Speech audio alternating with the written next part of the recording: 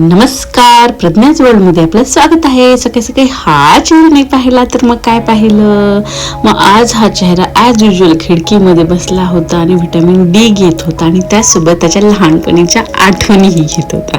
त्याला काय आठवणार म्हणा, बट स्टील मम्मी पण अशी खिडकीमध्ये बसले होते रोजच्या सारखं. आणि मग मम्मीने दिलेले हे माझे ड्रायफ्रुट्स भिजवलेले ते खाल्ले. त्यानंतर विरू बसला पसारा करण्यासाठी. बॅग्समध्ये असलेल्या वस्तू पूर्ण खाली पाडणे आणि मग नंतर आपले खेळत बसणे हा विरूचा आजकालचा जरा दिनक्रम चाललेला आहे. मग हे बघू शकता, हा सगळा विरूच्या बॅग मधला पसारा टाकलेला.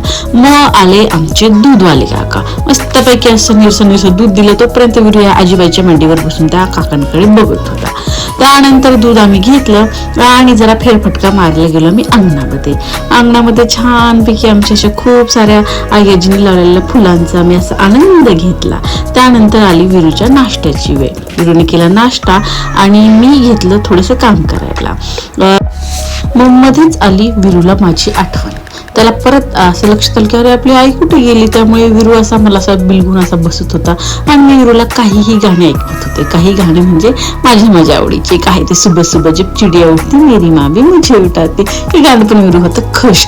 मग नंतर माझ्या मम्मीने तोडून आणलं काय बघा, कैऱ्या, ह्या सीझनच्या पहिल्या कैऱ्या. वाव, हे आमच्या घराच्या मागे झाड आहेत त्याच्यात.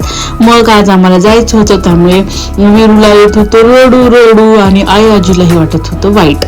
मग आई आजी विरू मारत होते गप्पा आणि मी गेले किचन मध्ये. आज माझ्या मम्मीने मला फरमाईश केली की तुझ्या हातची मला म्हणजे पोहे खायचे. मग मी कांदा पटपट कापला आणि मस्तपैकी हे पोहे बनवले. मम्मी माझ्यासाठी एवढं करते, तिच्यासमोर काय पोहे, तुसे पोहे. मग पोहे बनवत असताना मी माझं सहज लक्ष गेलं, हे बघा ना किती छान कोथिंबीर निवडून ठेवली आहे, स्वच्छ अशा मिरच्या केल्यात. या वयामध्ये पण ना मम्मीचा नीटनेटकापणा बघून मला खरंच कौतुक वाटतं. मग त्यानंतर विरूचा 10 महिने पूर्ण झाले म्हणून आम्ही विरूचं सेलिब्रेशन केलं. छोटासा केक काढून राणी पण आली होती. परत विरू बसला त्याच्या आई आजीजवळ आणि फॅन कोट ठेवून आई आजीला दाखवत होता. नंतर आले श्रीकांत मामा, समू आणि माझी प्रभावती आई.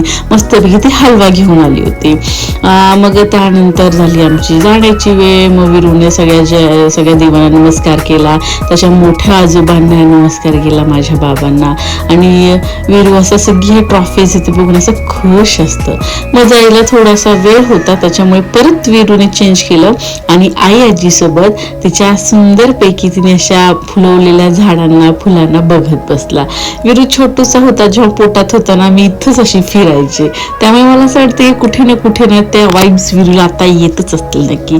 मग झाली आमची जाण्याची वेळ. मी माझा क्यूट असा चप्पल ठेवला स्टँड मध्ये. आता बघूयात परत कधी हा निघणार ते देव जाणे. मग नंतर मी सगळ्यांना केला नमस्कार, माझ्या आजोबांच्या पोटाला आपले पाया. आणि हे बघा कोण आले, विरूचे बाबा आले आम्हाला घ्यायला. आई आजीला विरू सोडवू वाटत नव्हतं पण आम्हाला जायचं होतं. मग मी गाडीमध्ये बसलो आणि आलो इकडच्या घरी. मग घरी आल्यावर हे बघा, ह्या प्रतिभाताई आमच्याकडे राहतात, त्यांचा हा मुलगा बिचारा एवढा परेशान झाला होता. विरू त्याच्यापेक्षा लहान असून त्याला असा पळवून लागत होता, त्याच्यासोबत दंगामस्ती करत होता. पण विरूला खेळायचं होतं पण त्याला वाटलं विरू परेशान करतो म्हणून त्याला पळून. मग मी विरूला झोपवलं, घेतली गाडीची चावी, बसले गाडीच्या मध्ये आणि जायचं होतं मला कुठे, परत त्याच रस्त्याने. असं वाटत होतं परत मम्मीकडे जावं, पण मम्मीकडे नाही, मला जायचं होतं पार्लरमध्ये.